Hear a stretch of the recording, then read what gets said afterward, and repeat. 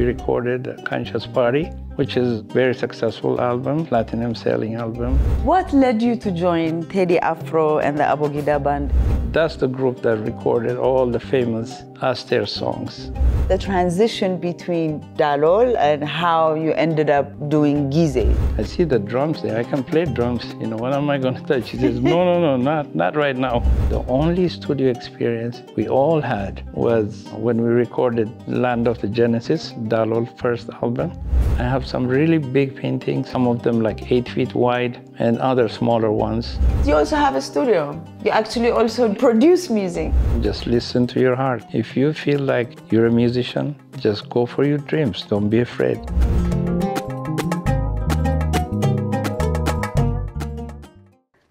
Good afternoon. This is your Pan-African show called Afreeqa. As I always say, yet again, we come to you with another great guest.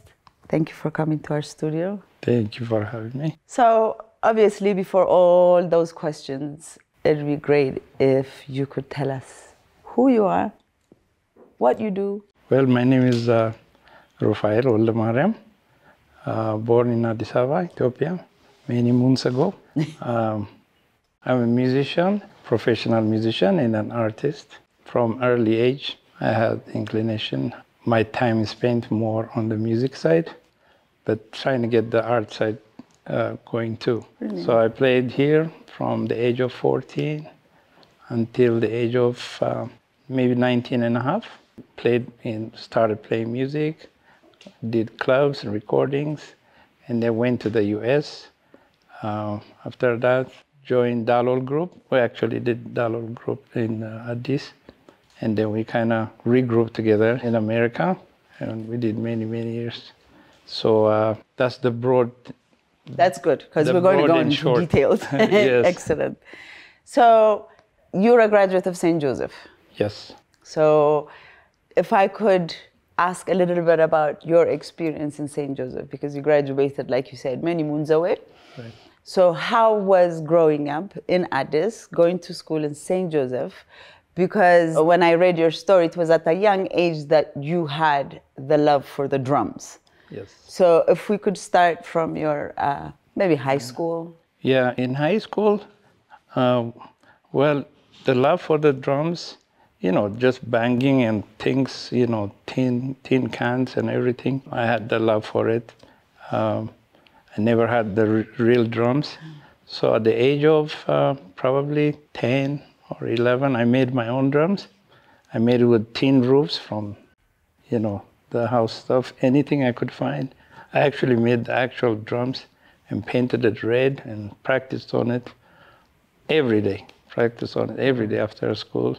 And it worked for me until I found out that playing the real drums was even easier because it was harder. Yeah, it was very hard. In school, maybe it was 7th grade, we were, one of the teachers set up like a music class after class was over in the afternoon. So I registered. I went on to see because I can see a brand new drum was sitting there and also other instruments also. But every day in school, you know, every afternoon when we went there, he would have us play flute, the wooden flute thing, and then we had to learn notes. And that went on for about 2 weeks, and I asked him, I said, I see the drums there, I can play drums, you know, what am I going to touch? He says, no, not right now. So I left the class. I left the class. That was about how far it went. I still kept on my drumming. Until somebody came and said that it was actually my older brother's classmate, Girmatrat. He was a singer in that group, Dalol, at that time. And he said, I heard you play drums. I don't know where he heard it from. I played at home. So I told him, yes, I do. So he said, in the afternoon, can we go and you know, see if you can, you know, join the group? I said, okay. He took me, and I got tested with a couple of songs. And there was a group called Jungle Boys. They rented a house, and that's where they rehearsed and lived. And they let us rehearse there as much as we wanted after school. And that's my first time touching real drums. Wow. Yeah. This is when you joined a band. Yeah, Brahan Yosef, whom I love, he's passed on now. God bless his soul. And that was his drums. So I found it easy to play because mine was hard, the way I made it. So it started with that. So I joined that old group officially at that time. A beautiful start. So now we can just get into all those beautiful stories that you have. What were some of the most memorable experiences playing with the Dalol band at such a young age, especially at the Stereo Club and Tege Hotel? Before we got to the club, we played in schools, like Nadre School, Tegemen, and like school affairs. That's what we did, you know. School like bazaars and things like that, you know. So we were all so young at that age. We're not club age. We were not, okay. We're not club age, yeah. So when it came time, we actually had to go, we had to quit school and go to Edget Behebret. Okay. Which is like, we had to go to the countryside. We were all dispersed for almost 1 year. And then when we came back, the great Miniliko Sanacho, he had a group. He wanted to form a group called Continental Band. And I was one, and Zelak Agassasa was on bass, and Malaku Rata, God bless his soul, was on keyboard, and then other people also who were in the group. And we started playing at Stereo Club, which was next to Cinema Empire upstairs, which was a wonderful club. I've never heard of it, I've never seen it, but majestic club. I don't know where it was hidden all these years. It was amazing. So 6 days a week we'd play. Wow. And then I was the youngest one, obviously, and then I'd be going to school every single day. The only day off was Monday, so that was a good experience. And my collection is right. I think we did that about 1.5 years. Then we went on to the I2 Hotel, Ethiopia Hotel, Friday and Saturday. So 6 days was no more, so we continued. The same group, same people, for a couple of years. We went there. Then after that, some of the group left. They left the country, and the group couldn't function again. Just by chance, somebody, a famous drummer, Tamrat Loti, whom I loved, he was a great, great drummer. He used to play at the Wabi Chevrolet Hotel. He left and went to Kenya. So the group at Wabi Chevrolet was stranded, you know, needing a drummer. And our group was stranded because a bunch of the guys left, went on to Djibouti, and I had to go there. You know, they asked me to join, so I went and joined Wabi Chevrolet. So Wabi Chevrolet, we had 4 singers, 6 musicians and 4 singers. Alma Yoshete, Astera Wakam, Webshet Fasa, who's passed on, and Petros Mokre, who sang all the English songs. And I played there for about 2 years before going to the US. Wow. Actually, that's the group, I want to point out, that's the group that recorded all the famous Aster songs, her first album. Yeah. Her first album was recorded by that group. But the group name is Wabi Chevrolet Band because the hotel does not allow you to have your own name. I mean, from previous years, that's how they do it. So whoever comes in Is a last year, next year, whoever comes in is Wabi Chevrolet Band, Wabi Chevrolet Band, yeah. Wow, interesting. How did working with legendary artists like Astera Waka and Alamayo Ishete shape your musical style and career? Well, they're very professionals, and it's very encouraging. You would have to be professional yourself, looking at them, playing behind them, you know? You would have to push yourself to get better and better, you know, at your craft, at your instrument. And it just made me want to be more professional, I would say. How old were you at that time? Wabi Chevrolet, I was 18 and 19 when we were working there. Yeah, I was like, when I left the country, I was like 19 and a half. So right after, this is when you went to the States? Yes, after we finished recording, upstairs recording, a few months after that is when I left. When you left, okay. So what were some of the biggest challenges and rewards of moving to the US in the 80s and integrating into the music scene there? When I went there, you know, my friend sent me the I-20 for school, so first thing in my head is going to school. And then, of course, we're regrouping there as musicians. That same group we started here. And it's going to go on. But the first thing in my head was school. So I went into, I was in art school here before I left too, for 2 years. So I wanted to continue that. So when I started college, but I never finished. So the music part got busier and busier. It took over. It took over, yeah. So now we're going to get into the Ziggy Marley and the Melody Makers. Okay. So if you could share your experience of touring with Ziggy Marley and the Melody Makers, what was it like working on the Grammy-winning albums, Conscious Party and One? I mean, it's a whole lot of questions, but you could... Right. We first met the family, Rita and Ziggy and all the family, early, like 1982, after their father had passed on. And at that time, they were really, really young kids, and they were not ready to go on tour. But after 4 years after that is when we teamed up. I think it was mainly Rita's dream, to have, good musicians behind them. And this is my thinking, but they had recorded an album way before we joined them.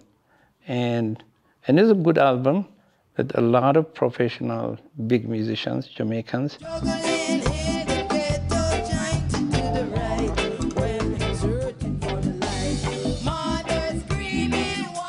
But they're a lot older than them. These are kids, Exactly. And I think maybe Rita wanted, again, this is my thinking, maybe she wanted at least age-wise, closer to their kids. Ages. Yeah. We started 1987 and we toured. And we didn't record until like the end of '88. We recorded Conscious Party, which is a very successful album, platinum selling album, gold records, a lot of hit songs from there. And then a year after, and then we continued touring constantly, everywhere. Europe, America mostly, in the Caribbean. And then 1 year after, we recorded One Bright Day, another album. And that one was successful as well. And a lot of good songs. And the experience is like I was saying earlier, it just makes you be more professional. Yeah, you learn. I had read somewhere where the experience that you had when you were in, I think it was doing actually both of them, but how you actually sat in a studio and how that recording actually even happened. It was a very interesting. The first one is incredible. I always tell people, so they told us, we're going to go into the studio, New York City. Okay, so we said, what are we recording? They said, oh, there's some songs you're going to record, but we don't know what. So we asked, send us some music so we can listen and rehearse. We kept waiting and waiting. So at the last minute, the day before we went to New York, they sent us 4 songs, like demo tapes that were recorded in Jamaica in the studio. Nice songs. So we listened to them and rehearsed them one afternoon, maybe for 2 hours, and that was it. And the next day we went to New York and we recorded 13 songs in 6 days. That was to me, it's incredible, So, and before that, the only studio experience we all had was when we recorded Land of the Genesis, Dalol first album, like maybe 3 years before that, our first experience in Chicago. That was incredible. And there's 2 additional musicians, aside from the 6 of us in the group. China Smith, very legendary guitar player, and another guy named Bubbler. And his nickname is Bubbler, his name is Franklin. He's the bubbler. And, yeah, he's an amazing guy. So Dalol, just to name everybody's name, first I want to name three of our brothers we're lost. God bless their soul. Asrat Amro, Selassie, Daraja Makonnen, and Malakurata. And 3 of us, myself, Zalak Agassasa and Mulget Agassasa, 6 of us made Dalol. So at that time, we were all in that group. And how long did that group work with Ziggy? I believe from 87 until 91. About almost 5 years, I believe. Okay. Yeah. Okay. But I went on to record, not to record, but to tour with them one more time in 2000. And that was the last time. But that was just by myself. So now we come to our current situation. What led you to join Teddy Afro and the ABOGIDA Band in 2006? How has your journey been with them so far? Teddy Afro experience is awesome. It just keeps going up and up. Yeah. I first joined them. As you know, I don't know if you know, but the group, most of the group was in Chicago. Yes. Most of the musicians are reggae musicians. Teddy joined us later, our brother Teddy Aklilu. But, you know, all reggae musicians, Fikru was playing drums, Hermes, bass. When they started, I was not anywhere near in that group. Okay. So, and they had a Jamaican guy who played keyboards, and he toured with them. So they toured all over. They went to Israel, they went to Europe, they came back, and he encountered a problem with immigration, even though he lived many years in America, the keyboard guy. Okay. His name was Boof, very good musician. So they deported him after that. Nobody knows why. To this day, I don't know. So there was a shortage of one keyboard player. So at that time, I was playing keyboards in my group, Gizeh Band, for a couple of years. So I got to learn a little bit. And I was asked to join the ABOGIDA Band. As a keyboardist? As a keyboardist. So I played 1 year as a keyboardist. Keyboard is not my thing, but I had to do it. I can't even imagine that. So it's not my regular job. So after 1 year, I switched to drums. Okay. And it went on from that, you know. And the experience is amazing, you know, all these years. Can you tell us a memorable moment on your tours with Teddy Afro and the ABOGIDA Band? Memorable moments? Definitely. On tours, I love going to Australia. Australia, the journey, you know, is even fun. Getting there is... Yeah, it's just, yeah, very nice. Even the country, the people, you just don't expect it. Very, very nice, you know. One of the places where you don't have to take your shoes at the airport. Wow. I remember that. That's very memorable. But it's just good experience, you know. Yeah. And in Europe too. In Europe, many countries, very good. US and Europe is a little different. US is kind of the same in every city. It's just the city might be big or small, but the crowd might be big or small depending on the city. But Europe is a different flavor. You know, Europe is different. You have time in Europe. Why? You have a show because we're not flying back and forth. Okay. So once we do a show on a Saturday, then we go to the next country, and we're there a whole week. So it gives you a chance to look around, to enjoy the place, or you might have friends or family. And that's what I enjoyed in Europe a lot. As both a musician and a painter, how do these two forms of artistic expression influence each other in your work? It was natural for me because my mom used to tell me that I did start drawing and painting when I was 4. I don't remember that. She tells me I did like a drawing of a fish. I don't remember that. But she said, that's when we knew you were an artist. So I've been doing it a long time. Never stopped. I either scribble or, you know, paint or just sketch. Anywhere I go, I have things I take with me. I remember one of your sketches. But going up the ladder and trying to communicate with the soundboard. That's Phil, the tall guy. Yeah. He was very, very tall. He was very tall. Yeah. And so your sketch was somebody trying to reach him and talk at to the him. ladder. Yeah. And trying I like to do things like that. Which is actually very nice because, by the way, on all of, you know, that's just my thing. On all of your tours, these are some things that are very marketable. Yes. You know what I mean? You could have all these different sketches that you have on T-shirts that are well marketed on. Yeah, hopefully. Because they're humorous. Hopefully I'll do that sometime. Yeah, you should. Before I leave here to do a show. So now we come to your art. Do you have any upcoming art projects or exhibition you'd like to share with us? Yes, it's in the works, obviously. No date set, but sometime in August. Okay. At least middle of August. Last year I have some really big paintings, some of them like 8 feet wide. They fill up the walls, and other smaller ones. But last year I just brought it here. There was no time to set up the exhibition. I didn't have time, so this year that's my plan. Brilliant. And music release at the same time. We can't leave the music. You definitely can't. Looking back at your extensive career, what advice would you give to young aspiring drummers and musicians? And what are your future aspirations, both in music and art? I would say to young people, if you can feel, just listen to your heart. If you feel like you're a musician, it could be any instrument, just go for your dreams. Don't be afraid. Number one advice is don't be afraid. All right. Just go for it.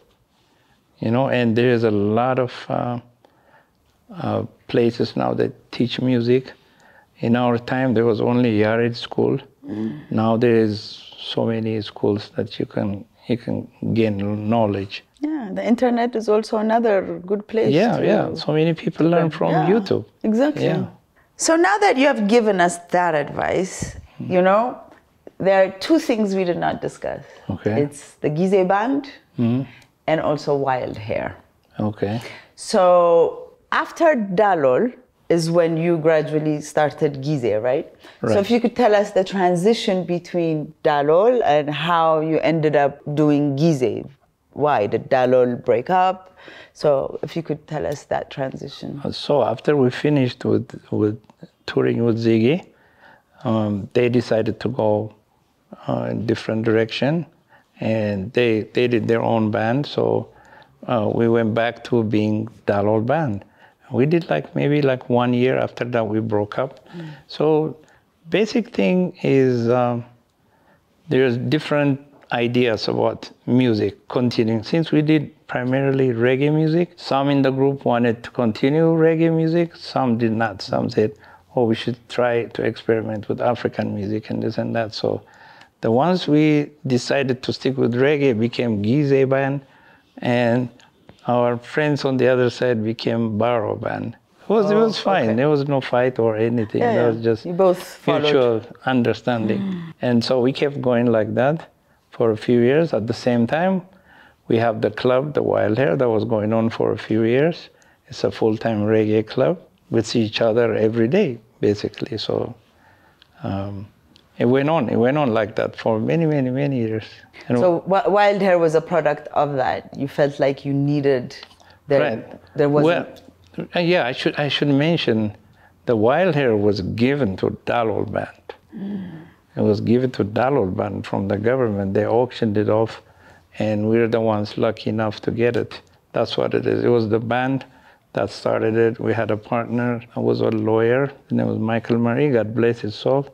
And he was a key person in that. And it went on for many, many years until 2011 when it closed. After that, it's another story. But you regained. Yes, we regained. Wild Hair still exists. It still exists. There's some problems with litigation and partnership problems, but we're working on it. We're working on it. You're still out there pushing reggae. Music needs to keep going. Brilliant, brilliant. Is there anything else you want to talk about?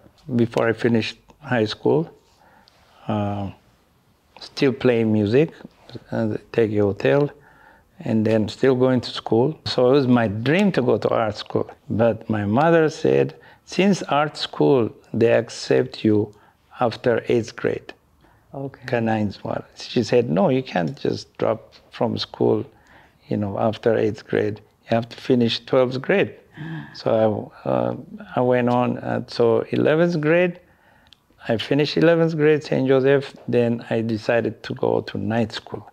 Instead of waiting 1 more year, I finished night school, 12th grade, and then I joined art school. Very busy for me, art school. night school, 1 year actually, art school, full day, night school, and then the music. Wow. Yeah, busy time, busy time. So I only did 2 years though. It was supposed to be 5 years, but I went to the US. But then you went to Northeastern, right? When you went to the States, you still went to art school. I did. Mostly I did art classes. Yeah. But these 2 years at the art school here is one of the best for me. It helped me a lot. I know how to paint and draw, but that was like, it just very big experience. With some good teachers, very big experience. I still want to go there and see all my old drawings one of these days, because they don't give us. Oh, they don't? No, they don't. They keep it like it's archived. Wow, so, I didn't realize that. Yeah. Every student that has gone to the art school has all their works? All their work there, as far as I know, yeah. That would be one hell of an exhibition. Yeah. I'm going to. I went there last year, so I'm going to try to do that this year. To try to see, at least get some pictures and remember those days also many years ago. Brilliant. Yeah. Well, Ruphael, thank you so much for giving me this opportunity. No problem. Yeah, and we're glad you're home. This is my home. Exactly, we're glad you're home. And on top of that, the dates of the art exhibition.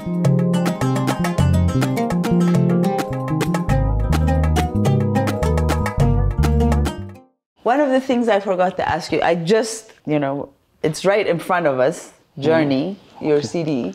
Okay. The other thing we didn't talk about is you also have a studio. You actually also do recordings. Yes, I do. You produce music. Yes, I do. And you didn't even mention that part of it. We didn't get there, yeah. We didn't. Yeah. So I think we need to touch up on that too. Well, this is a dream of mine, many years to do. Since I'm a drummer, but I can play keyboards, I can play bass, I can play guitar. But I will never tell you I'm a guitar player or bass player, because there are geniuses out there. I will never claim that. But I can play enough to record. Yeah. So it was my dream to play all the instruments and have first release. After this, I'll feature people. Well, I feature a couple of people here. Good friend of mine from Cameroon, guitar player, and Teddy Afro plays one song. There's 2 parts he played. I think you know him. That was so nice of them to do that. So on the next one, I'll feature a lot of musicians. Okay. The first one, I wanted to do this. So I have a studio that I have been building for many years. Now I think it's a good stage. So I can record. I can even do live drums, which is very difficult to do in an apartment. But I can do that now. On this project, most of the drums I did in a big professional studio. I'll go do the drums and bring it and mix it with the other music. Okay. So it's all originals songs. It's 9 songs. And I hope people like them. They're all different styles. So they're obviously on YouTube? It's on Spotify. It's on Spotify. I haven't done YouTube yet, so that's the next project. I haven't done any videos. So next project, I'll do a couple of the songs from there. Definitely, you need YouTube, you need I know, videos. you need, it would be better to do it. But it's on Spotify. My first name, Ruphael, and Journey, the title. Journey. Yeah, you can find that. So, I also remember, because you featured a lot of other musicians. You've done works for singers that you've backed, I think. If I'm not mistaken, you had given me one other, was a lady singer.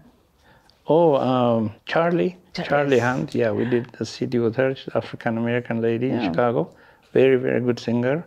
So myself and Jamaican guy named Big Red, we were producing that project. We did project. So a few years ago we did that. So the reason why I'm saying this is, so you're not just a drummer. I want people to know, besides you being the drummer that you are, you have a lot of different yeah, I do recording. Things that you do too. By the way, I wanted to mention Junior Marvin, Bob Marley's guitar player. So one time I was in DC recording with a a Ghanaian friend of mine. His name is Kwame. So we were doing an album. Kwame Bedieko? Yes, Kwame, you know him. So we were doing an album, recording an album at nighttime. For 2 nights we did a whole album. And Junior Marvin came in. Junior Marvin is Bob Marley's, you know, the guy who did that solo on Waiting Vein. Genius guitar player. So I met him before, but he maybe didn't remember me. We definitely met. So at that time he said, come and record some songs for me. He said he's doing his album, and there's a song about Bob Marley. But I did 4 songs with him. I came back to DC like 2 months later, and we recorded 4 songs. I can't remember the title of the album, but it's a lot of songs on it. So he featured a lot of musicians on there. So you've worked with quite a few non-Ethiopians, is basically. Yes. Because I think that also opens up so many different elements within you, you know, exposure. Yes, for one. Definitely. I love that. I have so much recordings that needs to come out. It hasn't come out yet. I also produced this lady named Jakuya. It's on YouTube. There's 2 songs we recorded. We have recorded many songs actually, but we have not, you know, released the rest of them. But 2 are on YouTube. Okay. One is called Love Song. The other one is called Winter Love. There's good videos. Yeah. Brilliant. So one thing that I completely forgot to ask you was, because you started music at a very young age, how was family? How did they allow you to do all of these things, or did you hide and do them? This is a good point, because I really want to thank my mom. God bless her soul. She was just, in terms of thinking, she was very, very advanced. And she never bothered me. She said, I know you're a good kid. You're not going to do anything bad. Just be careful of the smoke. She gives me advice like that. But she never said, no, don't do this, don't go there. She never said that. She never bothered me. She encouraged me, actually. She encouraged me. So big thanks to my mom. Big thanks. We thank your mom too. Absolutely. Yeah. So now we come to the end. Okay. And of course, yet again, I say thank you very much for giving me this opportunity. My pleasure, guys, to come here. This is your Pan-African show called Afreeqa with your host, Qatsalaworq Seifu. Thank you again for tuning in. We'll see you next week.